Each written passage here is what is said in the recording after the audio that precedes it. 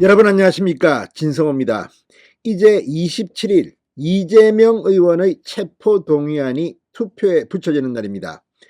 어제 민주당은 의원총회를 열고 이 이재명의 체포동의안을 논의했습니다. 이재명이 의원들 앞에 나서서 직접 신상 발언을 했습니다.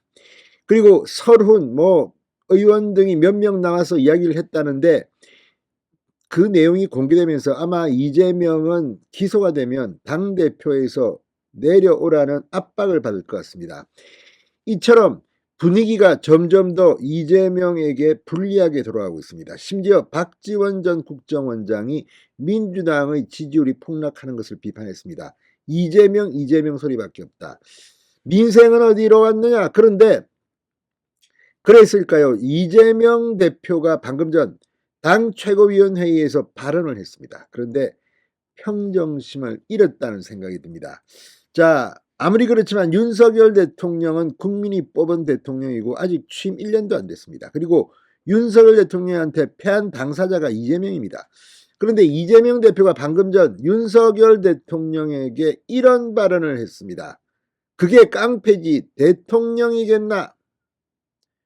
윤석열이라는 이름을 대지는 않았습니다. 그럼에도 불구하고 그게 깡패지 대통령이겠나? 자, 이재명 대표가 공식 회의석상에서 그게 깡패지 대통령이겠나? 이렇게 발언했다는 것은 거의 마지막 단말마적 반응이라는 생각까지 듭니다. 어쩌다가 이재명, 원래 그랬습니까? 저렇게 망가졌나 싶습니다. 자, 이재명 대표는 또 이 깡패의 속성도 이야기했습니다. 아시다시피 이재명 대표는 과거에 주변에 조폭의 그림자가 어른거렸다는 비판을 받았습니다. 지난 대통령 선거 과정에서는 이 이재명과 의혹이 있는 조폭들을 당시 경쟁당에서 폭락이 됐습니다. 자, 아무튼 이재명 대표 조폭들과 어울려 다녔는지 조폭 생리를 잘합니다. 그러면서 윤 대통령을 깡패에 비대했습니다. 자, 그런데 이 큰 프레임을 보면 사실 윤석열 대통령은 검사입니다. 이재명 대표는 깡패, 조폭 가까운 게 아닌가 하는 의심이 듭니다.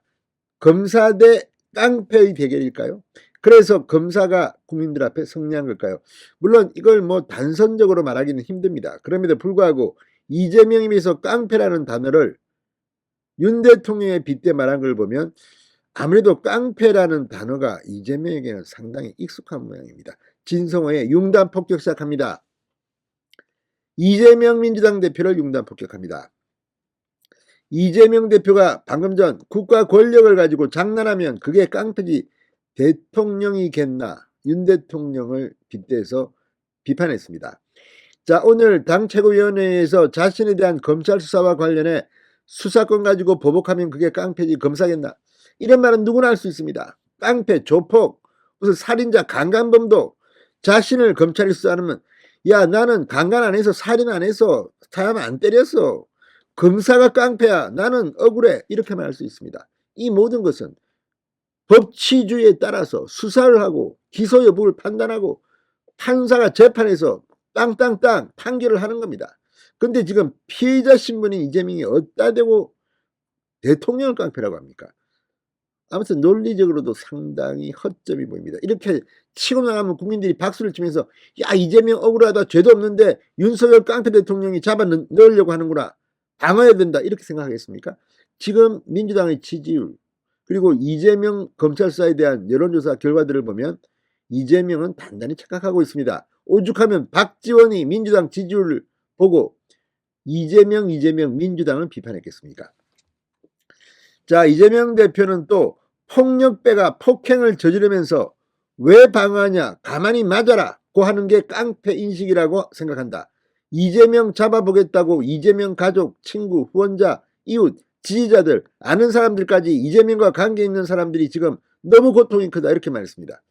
이런 말이라면 지금 감방에 쳐넣어 있는 저 수많은 범죄자들, 그 범죄자들의 가족, 이런 사람들은 검사나 경찰이 수사해서 고통을 받는 겁니까? 지가 죄를 지어서 받는 겁니까? 이런 말도 안 되는 소리를 한 이유는 뭘까요? 게다가 뭐 이재명 잡아보겠다고 이재명 가족 뭐 이런 사람들 고통이 크다고 했는데 이재명 가족은 또 어떻습니까?